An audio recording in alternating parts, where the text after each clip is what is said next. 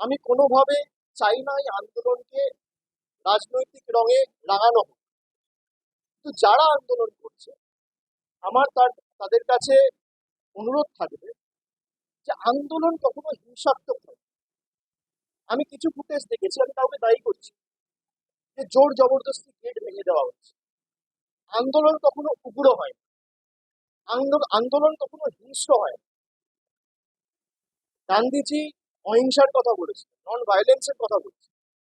আমরা 100 দিনের কাজ নিয়ে দিল্লিতে আন্দোলন করেছি, বাংলা থেকে 10,000 জন গেছে।